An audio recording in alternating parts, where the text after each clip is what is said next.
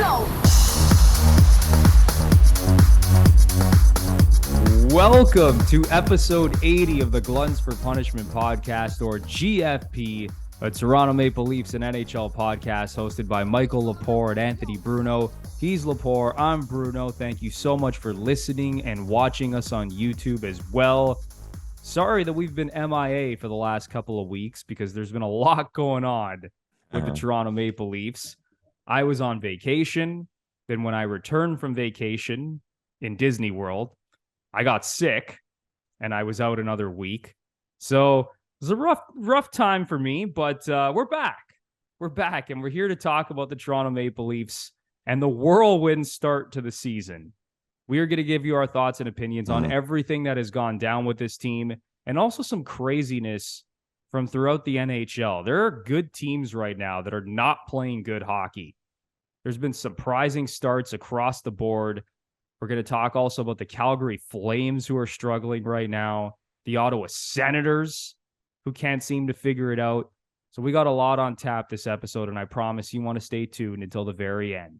But before we get into all that, it is time to welcome in my partner in crime, Mr. Michael Lepore. How you doing, man? Anthony Bruno, I'm doing very well. It's good to be back. It's glad to have you back, healthy. Man, guys, Bruno was sick as shit. Like, when he first told me he was unable to do the pod, I would kind of roll my eyes like, okay, bud, toughen up. And then I talked to him on the phone, and there was no fucking chance Bruno was going to be able to pull a pod off. But anyways, here we are. Episode 80. 80, nice round number. Shout out goes to Nick Antropov, who had a pretty long career with the Toronto Maple Leafs, played almost 800 NHL games, I believe. Weighing in at, I think he was 245 pounds, 6'6", big European. Everybody was very excited. But the one thing I will remember Nick Antropov for the most is get ready to laugh, Leafs fans. And I guess if you're a fan of another team, get ready to laugh at the Leafs. Nick Antropov, drafted at 10th overall, was the player we refused to trade for Eric Lindros when Eric Lindros was Eric Lindros and wanted to play for the Toronto Maple Leafs. So again, as we like to do here on the GFP podcast, added to the chapter of mistakes made by the organization. And separate shout out goes to Keith Petruzzelli, Paisan goalie for the Toronto Maple Leafs, who must listen to the GFP pod because he chose his number and he chose number 80. So good luck, Keith, if you get in the net, man. Love it, Lepore. Nick Antropov and Keith Petruzzelli, Buddy, who we might see get into a game this weekend for the Leafs likely, because the Leafs have no goalies. Zero. All right, Lepore, let's get right into this. There's been so much that has gone down with this Leaf team. So since our last podcast, the Leafs have gone 3-1-3. So they were swept in California, and Leafs Nation was ready to lose its mind. Everyone wanted to fire Sheldon Keefe and Kyle Dubas and trade Mitch Marner or William Nylander. I mean, it was getting out of control. Then the Leafs bounced back with wins over Philly, Boston, and Carolina, and then almost beat Vegas. Had a lead on the Golden Knights, but ended up losing in overtime. Yeah. So after getting swept in California, they've bounced back pretty nicely here. So Lepore, what the hell is this team right now? What do we make of everything that's happened so far? Good question. Well, I think the Toronto Maple Leafs, for a lot of us, are what we thought they are. They're a really good team. They have a lot of talent. They can score goals. They can win games. But at the same time, this team is capable of laying absolute eggs. And they're a team that can kind of lose games on their own. And by that, I mean, there's a lot of games you watch, and that Vegas one's an example from the other night where they beat themselves. And sometimes people point to the fact that we're Leafs fans and we're watching the Leafs all the time. So we see these games and think it happens more often to us compared to other teams. But whatever the case is, the Leafs do it, and they do it often. But again, not really surprised as to what this team is, because the positive I'll hold on to, and I think a lot of people would feel this way, is for the fans who watch the Leafs religiously every game inside out, this team is not at their best yet. Nobody can tell me Austin Matthews is at his best. Mitch Marner has played better as of late. Great goal against Vegas, but he is still not at 100. They've had the goalie issues with regard to injury.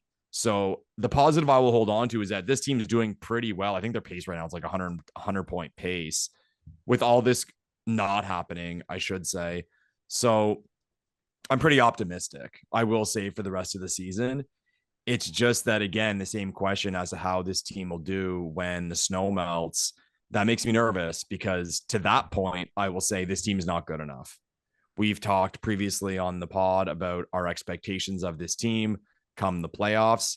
This team, as it's currently built, is not capable of going on a serious run and being taken seriously in the playoffs. I mean, maybe, again, it's not about winning a round. It's about being a team that can legitimately win the whole thing. So I expect moves to be made to get us there. And I think we'd all agree that we'd bank on those moves being made. But so far, I mean, I hate to say so far so good, but the record's decent.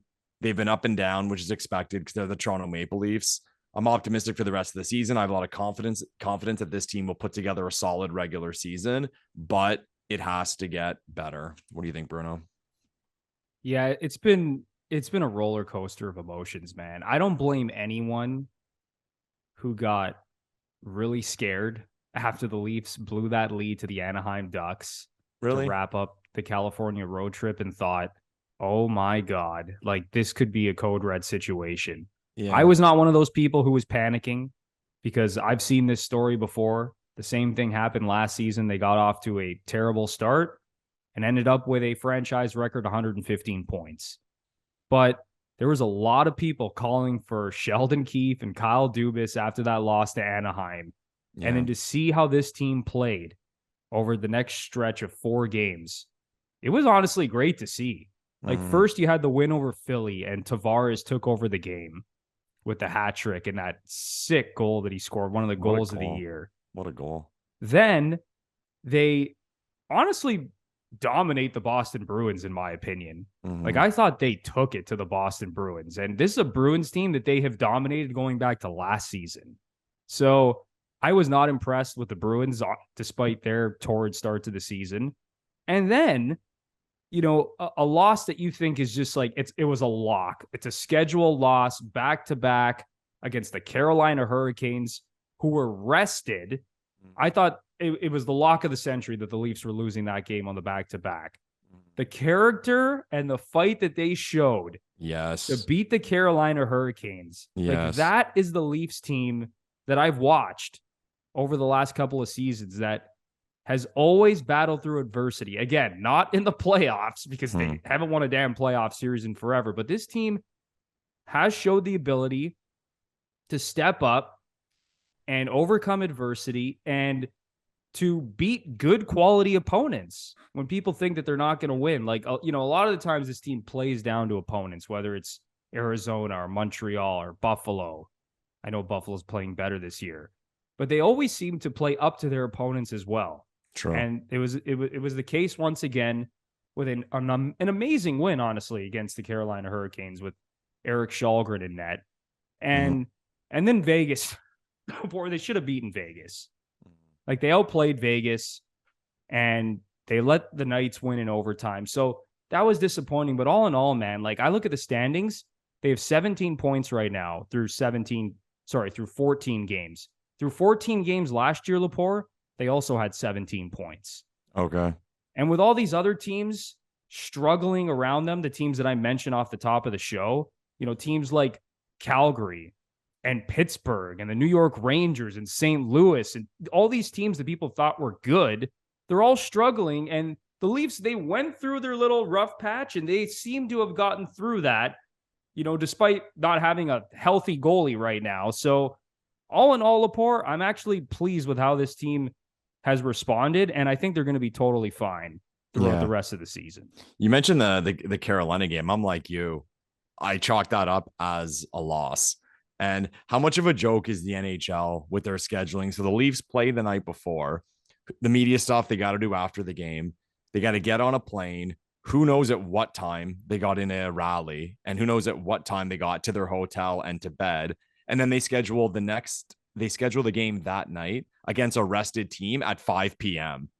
Like I was like, it's not. I think I saw the line, and Carolina was like minus 140, minus 150. I'm like, they should be like minus 200 or minus 250. Yeah, based something on was what fishy about that line. I saw that as well. like based on like what the Leafs were dealing with, and they got outplayed. They got heavily outplayed, and people pointed to it. But I'm like, at the same time, you got to give some credit too for dealing with that situation. They could have rolled over for that game totally, especially after a win the night before, and they showed up. It was awesome. Like that was really good to see.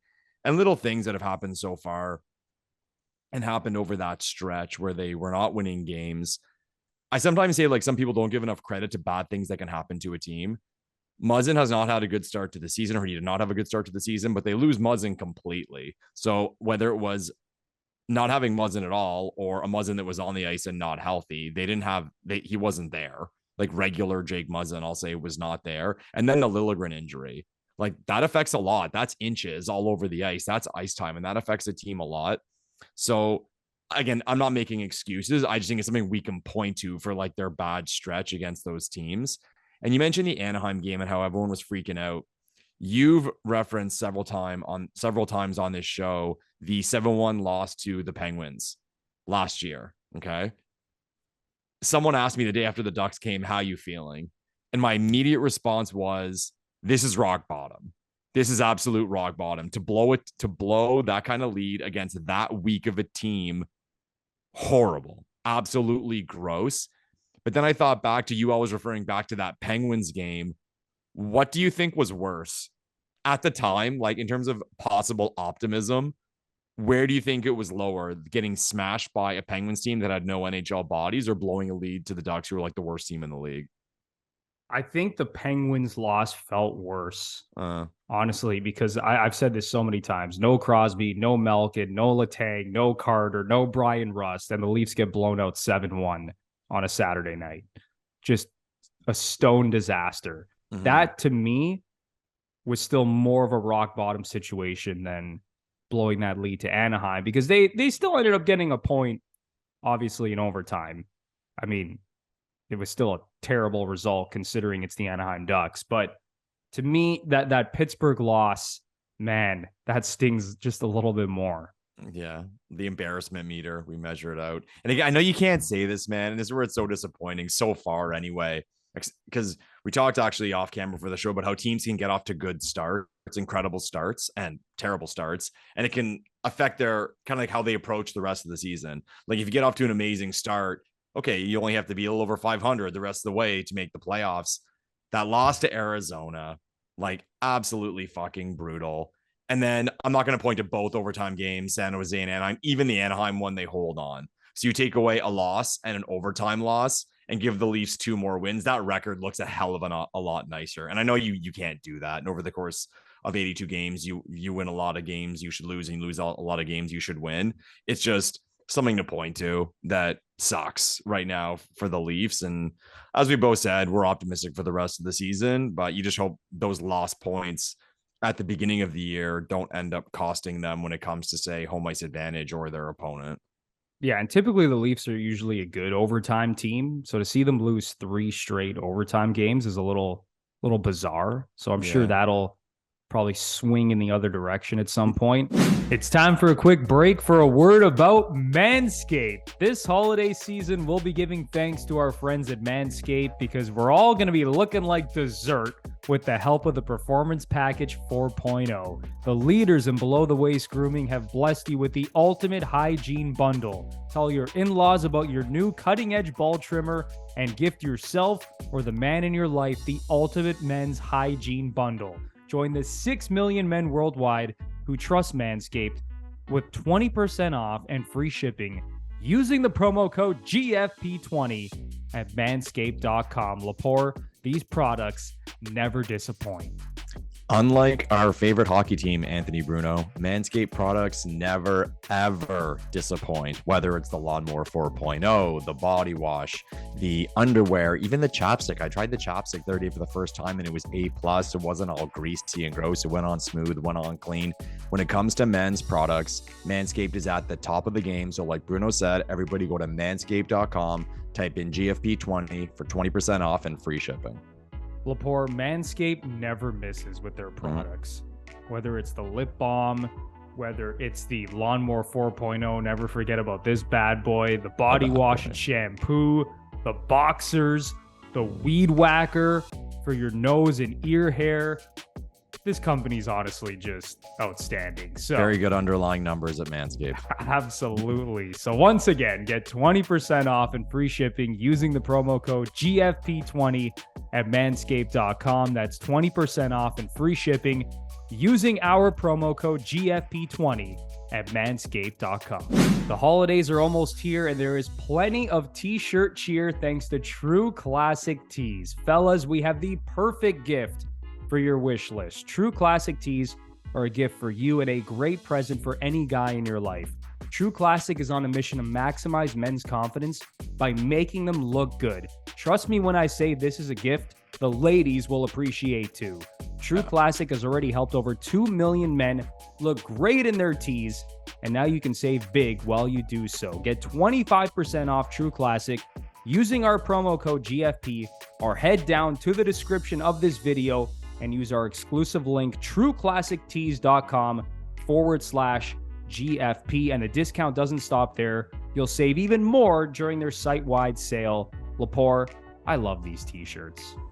Bruno, I am one of those people who it doesn't matter how many push-ups I do, how much I do on the bench press, I don't gain any size. We're not all fortunate like Mr. Anthony Bruno to be born an absolute Adonis. So some of us need help. But since trying on these True Classic tees, I fear no more because I look great. I'm not going to go as far as say I look jacked because now we're going overboard because I'm really skinny. But I got to say it does help a little bit. So gentlemen, take all the help you can get. Go to trueclassictees.com. Grab a few of these things. Even if you want to buy a small amount of them just to try them out, you will not be disappointed. They will be your new go-to t-shirt.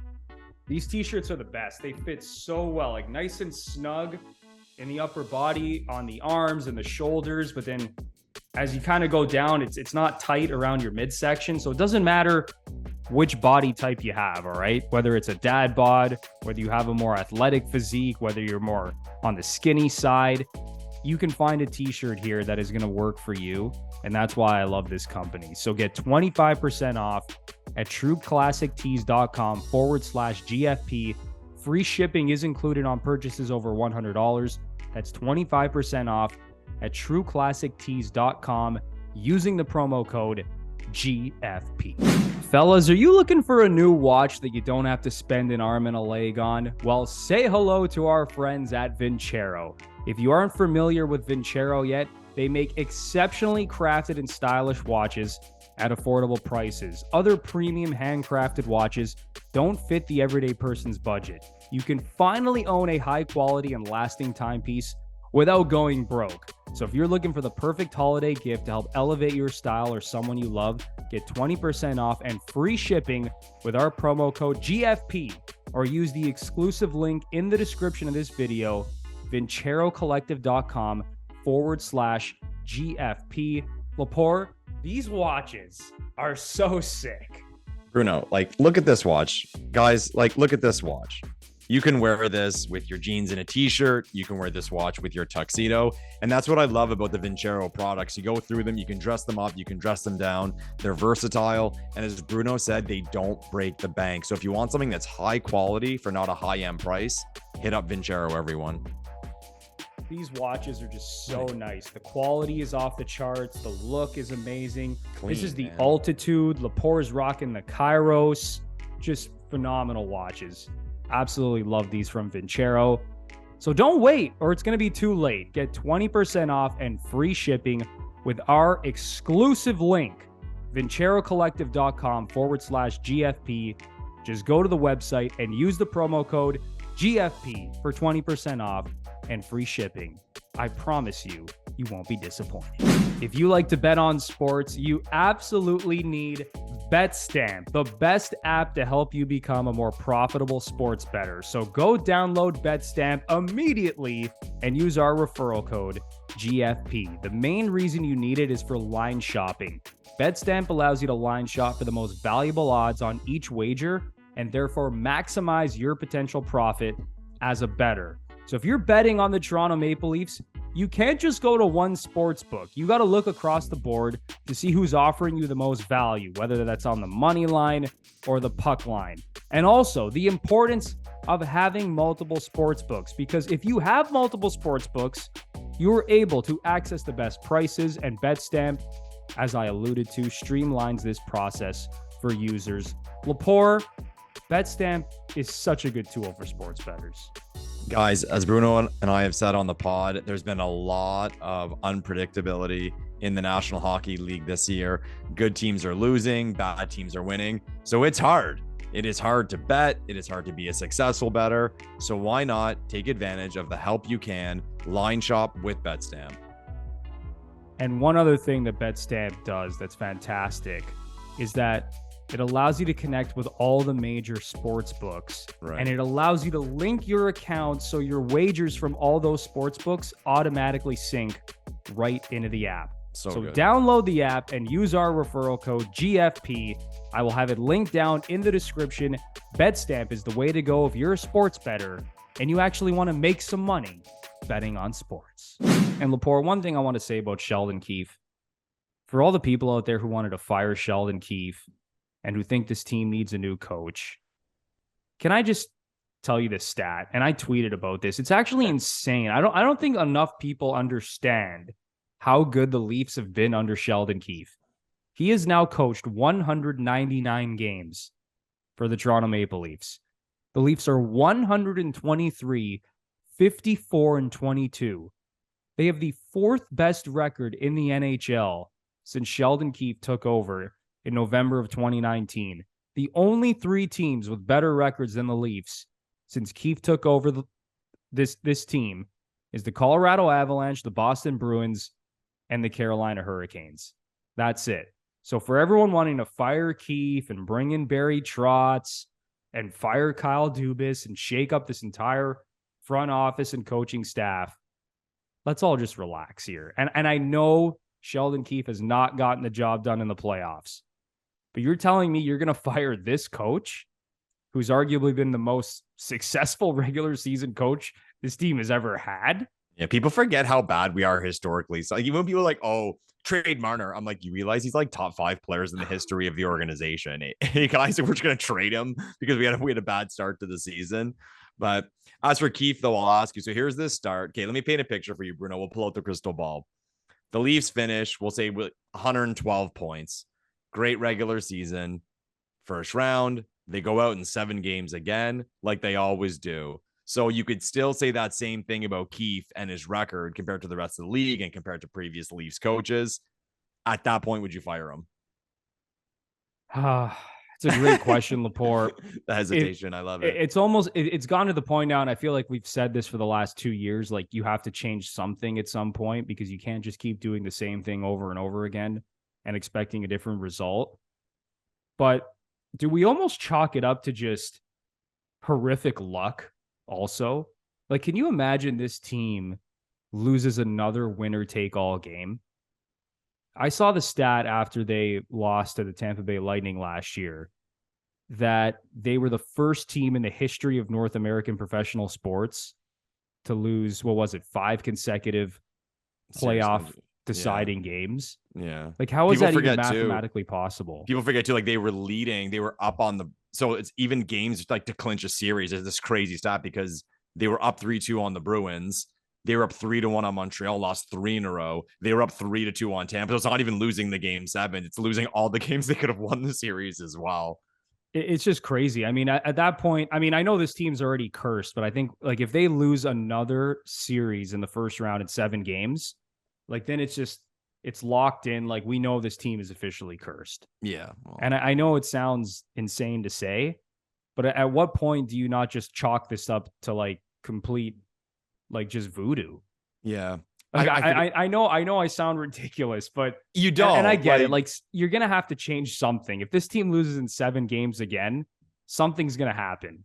Yeah. I don't know if someone's going to get traded, but the easy way out would be to fire Sheldon Keefe or Kyle Dubas. Yeah. I forget who it was. He was doing an interview. He was a member of the Avalanche staff, and it was right after they won the cup. And he had previously worked with the Leafs. And the interviewer asked him, like, this team lost again, 7 games. What do they have to do? And he looked at the camera and just kind of like shook his head and said, they never catch a break.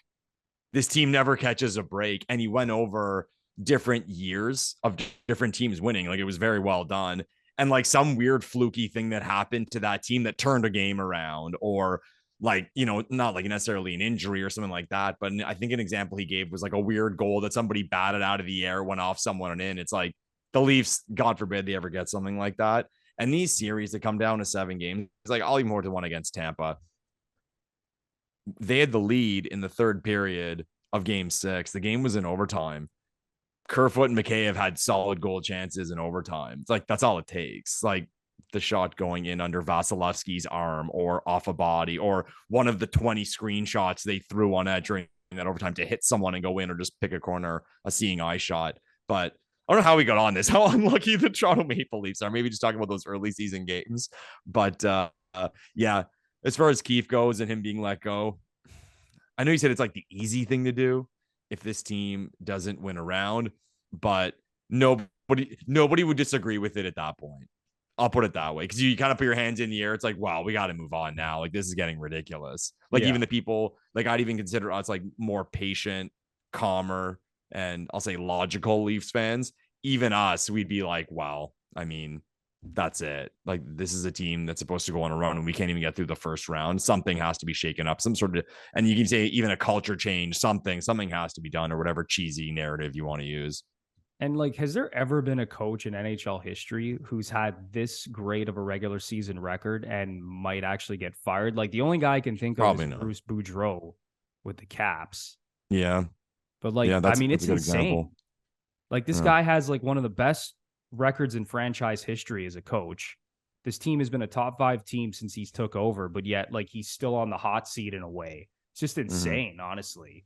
Yeah. Only the Leafs, man. But well, I'll say though too, like for both Keefe and Dubas, let's say Keefe gets let go at the end of the year, Dubas doesn't get renewed, those two guys will be unemployed for like 15 minutes. Yeah. Yeah. So someone's gonna hire those guys and think that they can turn their team around, because they'll just chalk it up to the curse in Toronto, man. Yeah. They'll go undefeated, win the Stanley Cup, 16 straight games.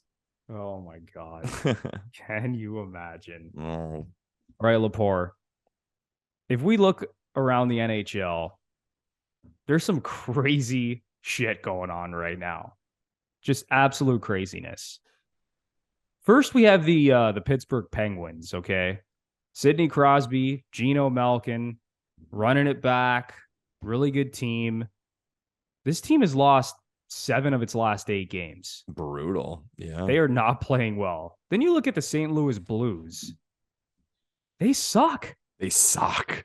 They're 3-8 with a -20 goal differential, sitting dead last in the Central Division. The New York Rangers, who made the Eastern Conference Final last year and who a lot of people picked as a Stanley Cup team this year.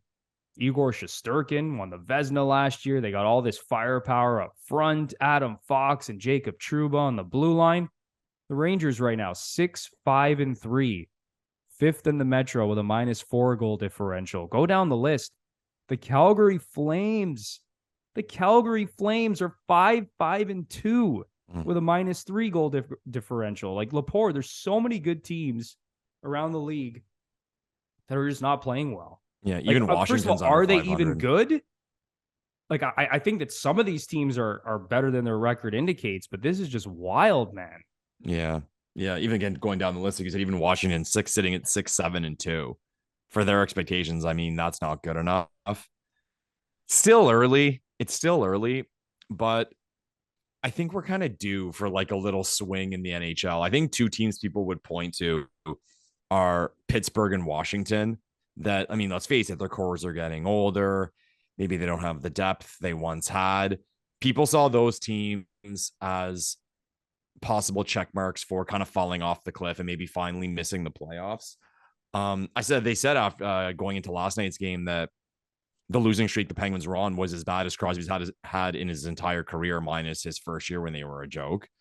But Doesn't look good for a lot of these teams. Even Calgary, man, like that, like beyond the losing streak in Calgary, there's drama like that stuff with Huberdeau. And again, it's funny how quickly things change. I remember, I think it was EA Sports did like their preseason NHL simulator, and they had the Penguins winning the Stanley Cup. I think for the most part, everyone's reaction was like, "Yeah, it's the Penguins. Like it could happen. None of us would be shocked." And then the Rangers were everyone's hot pick in the offseason to win the Stanley Cup. Oh, Shesterkin, and they're finally going to do it. The lad at the deadline, people still think they have a really good shot at Patrick Kane, which could turn things around in a hurry. Calgary, too. Calgary, first week of the season, where people were like, oh my God, this team's going to break records. They're going to go on a crazy, crazy, crazy run. So I don't know, man. I think the one that sticks out to me is St. Louis.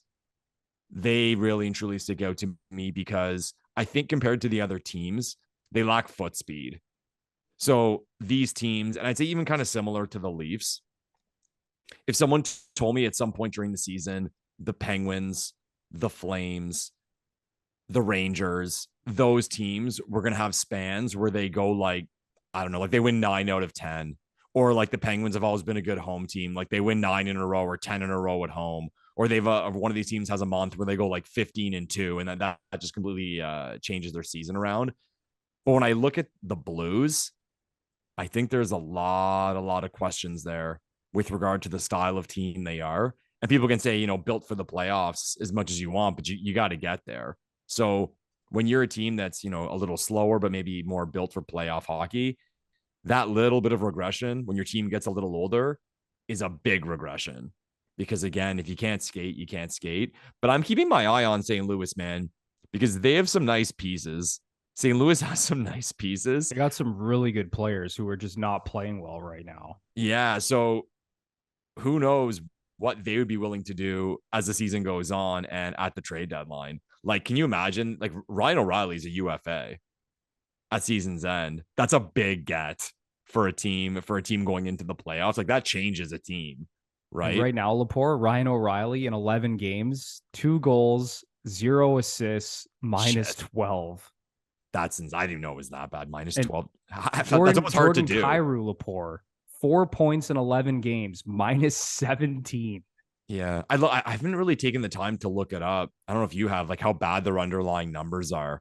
Like, are they real? Their underlying numbers are not good. Fuck, there you go. They just suck. So I was gonna say, like, looking at the underlying numbers to try and like figure out which of these teams is actually good, and just maybe, I don't know, be getting a little unlucky right now. Things just aren't going their way. I look at the St. Louis Blues. Okay. Like at their Corsi numbers, expected goals, and scoring chances. Like they're in the negative and all that. Like they're just not very good. The team that actually rates out well, Lepore, is the Pittsburgh Penguins. Yeah, that's the one I would have guessed. Yeah. Like, not that they rate out like, excellent or anything, like one of the top teams in the league, but they're like in the top 10 to 12 teams. Okay. When you look at these underlying numbers. Like even expected goals at 5-on-5, the Penguins are 5th in the NHL. There you go. Devils number 1, Hurricanes number 2, Golden Knights number 3, Panthers number 4, Penguins number 5. That's expected goals for. Yeah. Percentage. One thing I'd like to see for these teams specifically, and even in general, when you look at early season good starts and bad starts, something that can happen is early on, and like we always say, it evens out over 82 games, but early on, either a power play can be playing way bet like at an impossible number, or a penalty kill can be playing at like a horrific number. So you'll see a team that's like 60%. I think I saw someone there do like 60% on the penalty kill. Like, how is that possible? Like they're 4 out of 10, they're getting scored on. So eventually, that's the Vancouver Canucks. Man. Yeah, I was gonna say, I thought it was 61% on the PK, dead last in the NHL. I didn't want to say it in case I was wrong. I thought it was Vancouver, but even them, like you move it to even like a 25, like a 75% penalty kill, really bad. They probably win 2 or 3, 4 more games, right? So some bad luck to start. I will say, like, I'll give credit to the underlying numbers people, like the advanced stats geeks on Twitter, because every list I saw, I was kind of shocked because every list I saw did not have the Rangers being very good. They had them like as a playoff team, a good team, but it seemed like there was all this, like, as I said, like hype or momentum the Rangers had in the summer.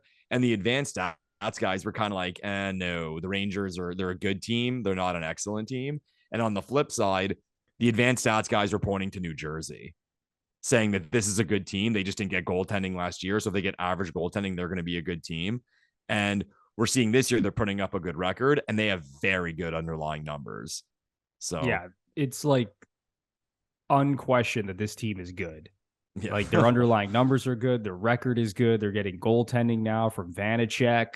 Like that's a good team, man. It's crazy because, especially this Metropolitan Division just seems like every year it's kind of been the same teams.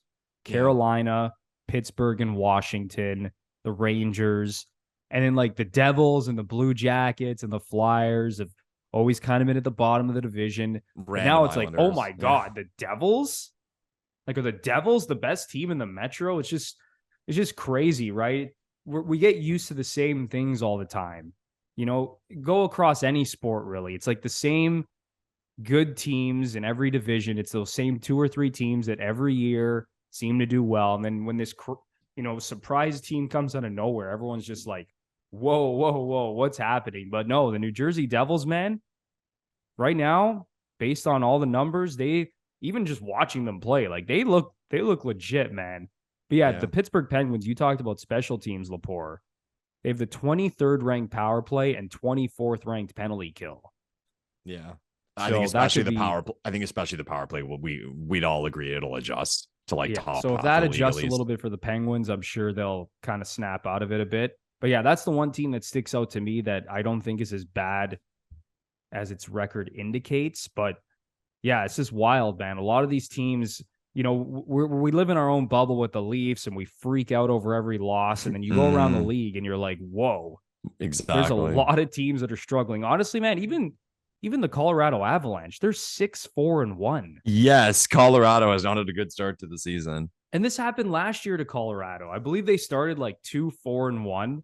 Yeah. And then obviously were an absolute wagon and won the Stanley Cup. So everyone's just got to, calm down a little bit here.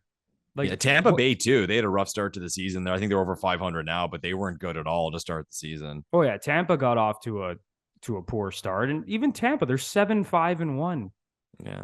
Right. So nothing crazy. Are the Islanders the most like the team that hasn't been given any street credit so far this season based on their record? It seems like no one's talking about the Islanders team because they totally fell off last season.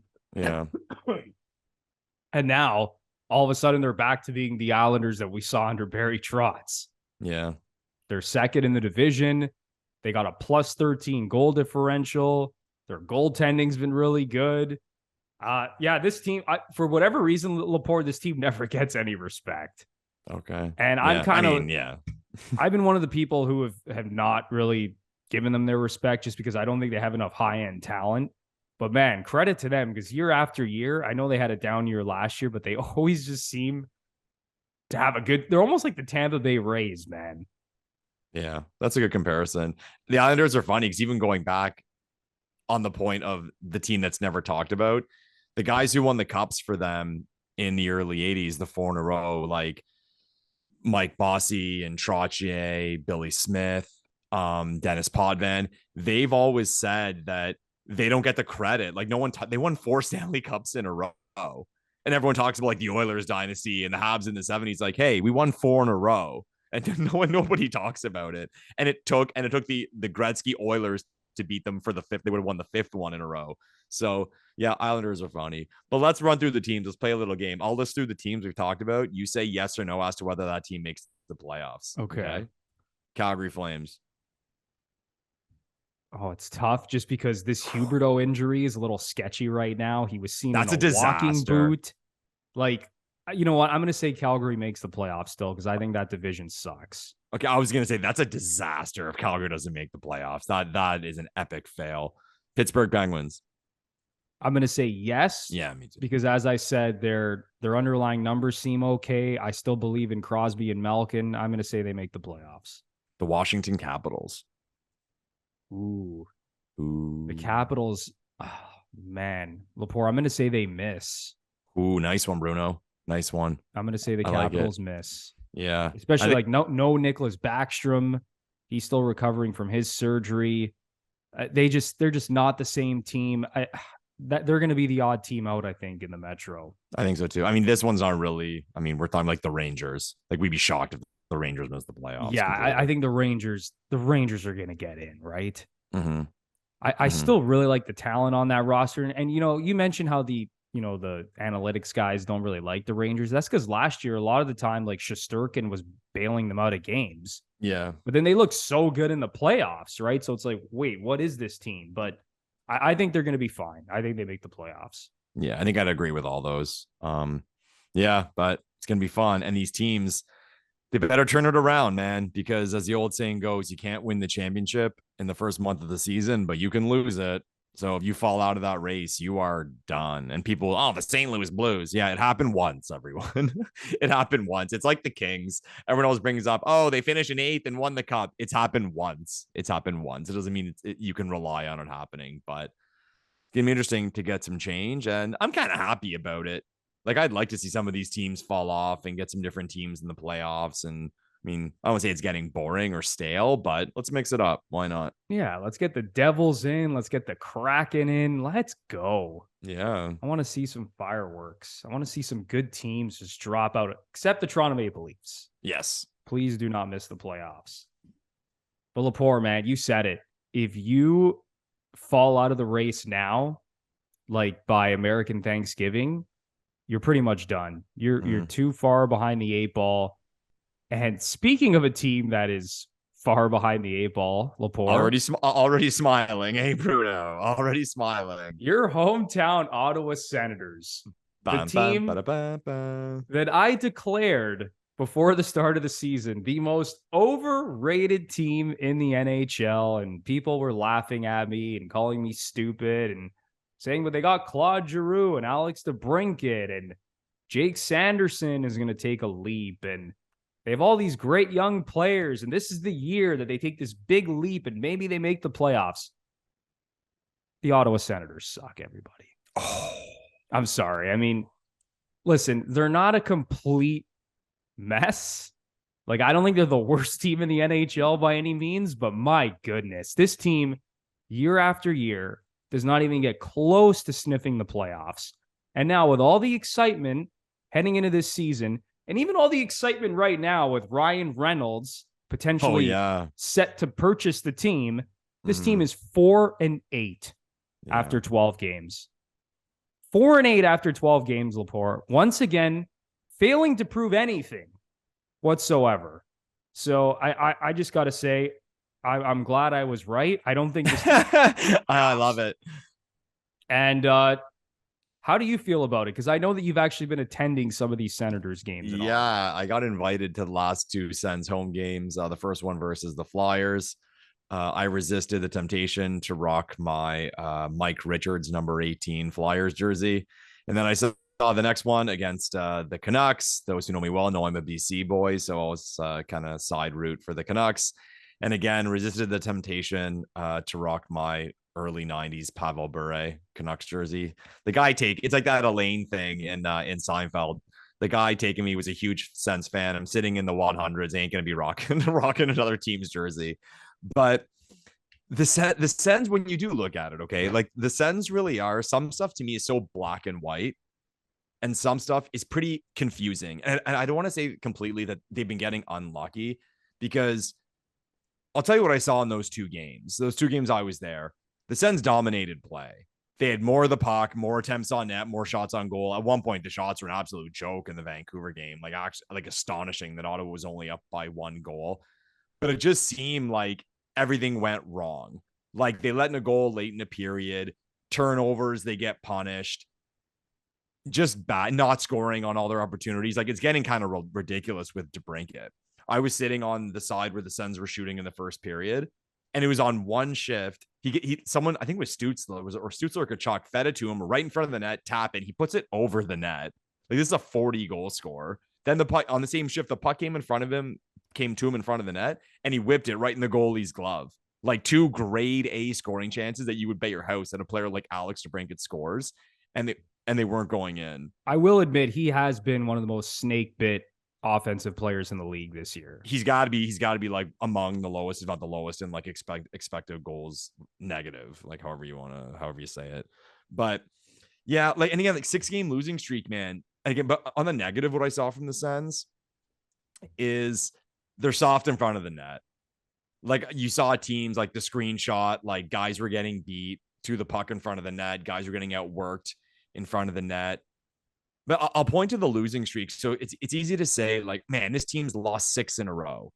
If you include empty net games, empty net goals, which I think there's 2 or 3 during the 6-game losing streak, every game has been a 1-goal game, and they've lost all 6. There's also the matter to me. It's something I often look at, and people more do it in baseball, but I like looking at it for hockey as well, is goal differential. I think they're only like a -2. So you'd think that, like, yeah, a -2. I mean, you're not good, but you're not. Yeah, you're right. Like a -2. Like among the worst teams in the league. So they're the team. They're the team to me that they have to turn it around now, like now, because 4-8, they got Jersey tonight. If this team, say, loses 2 of their next 3 or 2 more, their season's over. It's over. Their season's over, because at the end of the day, that, like, the general rule for making the playoffs is about 15 games, 16 games over 500.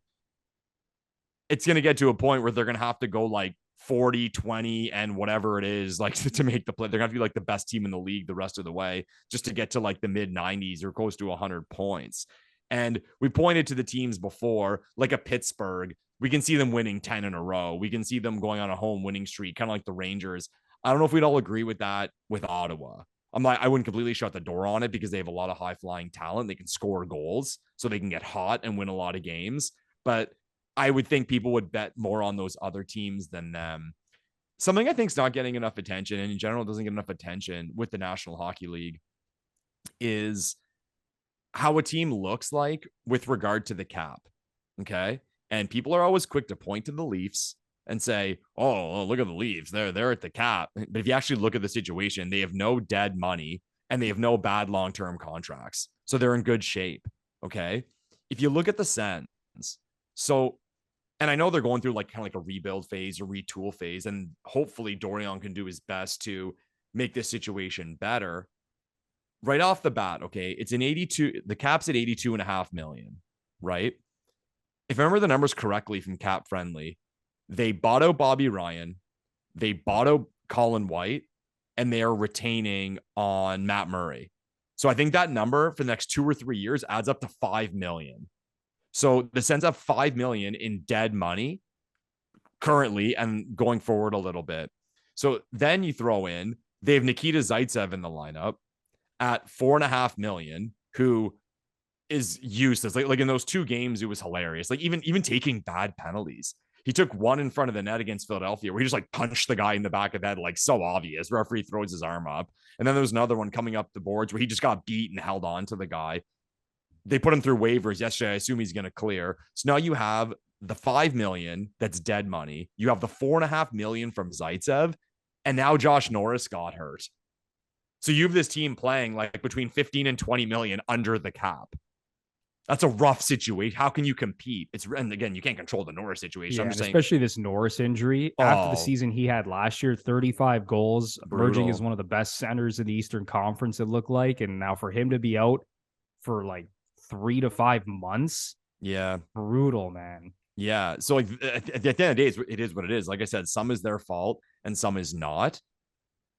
But this is the situation the Sens are in. And I think, again, what's not being brought up with them is we did the over-unders in the preseason, the futures for all the NHL teams.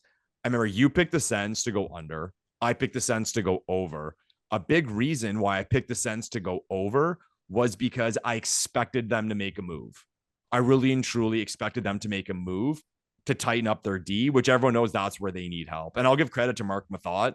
In the preseason, he took a lot of shit in Sens Twitter. He's a Sens fan, Ottawa guy, reports on the Sens for saying this D is not good enough. Like, we are not going to win a lot of games with this D. So I had the expectation that they were going to better the D.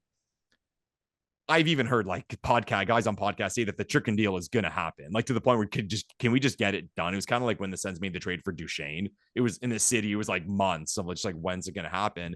But now they're at a point where what's going to be involved in a trade for Chychrun or a better defenseman?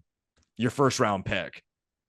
So are the Sens now willing to give up their first round pick to make a trade for Jacob Chychrun, who hasn't even played? And who knows when he will play if you acquire him or whoever else? Are you going to take that chance, especially with Connor Bedard on the horizon? Man, it's a rough spot for them. They have the talent. They can score goals, like I said. I'm a believer in the teams that are the best, or the teams with the guys who can score goals and create offense and drive play. But they got to do it now. For this team to have a prayer, they have to do it now, because if not, the season's over, man. And just look at the Atlantic Division. The Atlantic Division's been really good this year. Every team is over 500 except the Ottawa Senators. They're already in a 6-point hole in the Atlantic Division. Buffalo's right ahead of them in 7th place. Like 500. And so there's 6 points out of 7th place in the Atlantic Division. Yeah. Like if this team, like as you said, if they lose to New Jersey tonight, I mean, you could essentially say their playoff chances are done. Well, like they're going to have to go on a torrid pace just to get into a wild card spot at this point. Yeah. And not only has this team lost 6 games in a row, Lepore, all 6 of those losses have come in regulation.